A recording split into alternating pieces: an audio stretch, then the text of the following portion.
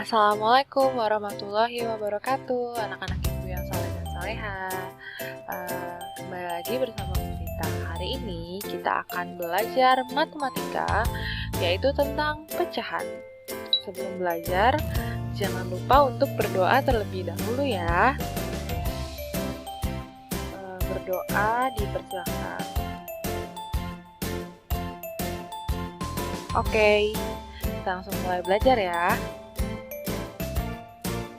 Mengenal pecahan. Sebelumnya di kelas 3 kita sudah belajar tentang pecahan kan? Nah, di kelas 4 ini kita akan kembali belajar tentang pecahan. Nah, pecahan itu apa? Masih ada ingat nggak? Ya, pecahan itu adalah seperti yang terlihat di gambar ini. Gambar tersebut ini bisa dinyatakan dalam bentuk bilangan pecahan. Nah, bilangan tersebut yaitu disebutnya 1/2 atau setengah. 1/2 atau setengah. Nah, bilangan angka 1 ini yang ada di atas disebut dengan pembilang. Dan bilangan yang kedua, angka 2 ini disebut dengan penyebut. Nah, 1/2 inilah yang dinamakan pecahan. Nah, ini ilustrasinya, gambarnya seperti ini, 1/2 atau setengah. Pecahan merupakan suatu bilangan yang dapat dinyatakan dengan bentuk A per B, ya tadi seperti Ibu bilang ya. Yang A itu adalah pembilang, per B itu B-nya adalah penyebut. Nah, gimana sih cara membaca pecahan? Perhatikan gambar di bawah ini ya. Gambar tersebut menunjukkan pecahan setengah atau 1/2 cara membacanya.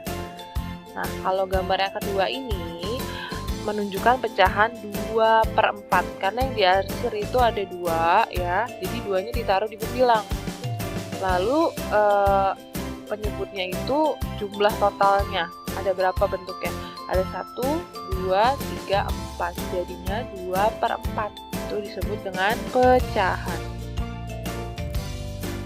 Lalu kita masuk ke pecahan senilai dan bentuk sederhananya. Pecahan senilai adalah pecahan yang mempunyai nilai yang sama. Nah, perhatikan gambar di bawah ini ya.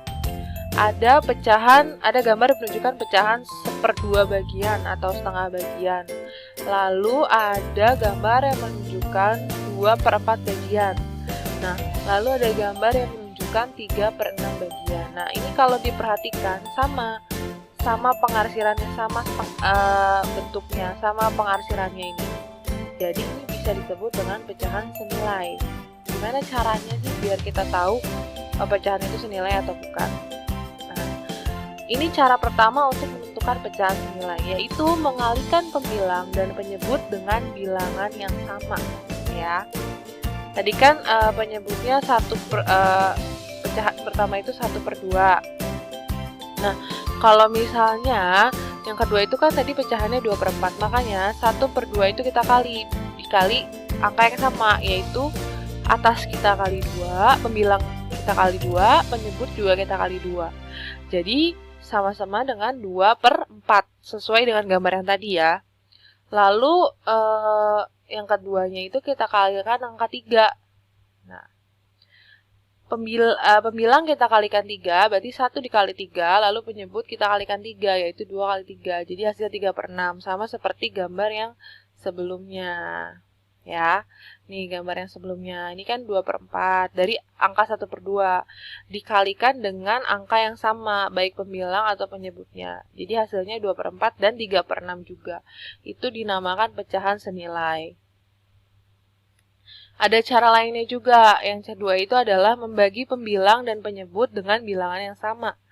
Nah, tadi kan 2/4. Nah, coba sekarang 2/4 yang kita bagi dengan angka yang sama, yaitu atas sama bawah sama-sama 2. Jadi 2 bagi 2, 4 bagi 2. 2 bagi 2 sama dengan 1. 4 bagi 2 sama dengan 2.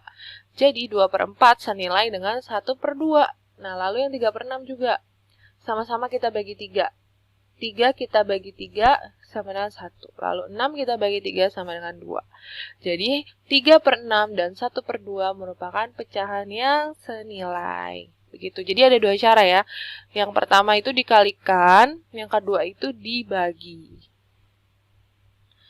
Lalu kita masuk ke materi bentuk pecahan sederhana. Menyederhanakan pecahan biasa dapat dilakukan dengan membagi pembilang dan penyebut pecahan dengan bilangan yang sama sampai tidak bisa dibagi lagi. Jadi pembilang dan penyebutnya kita dibagi dengan angka yang sama atas sama bawah sampai bilangan tersebut tidak bisa dibagi lagi. Seperti ini ya, contohnya ada 8 per 12. Nah, 8 per 12.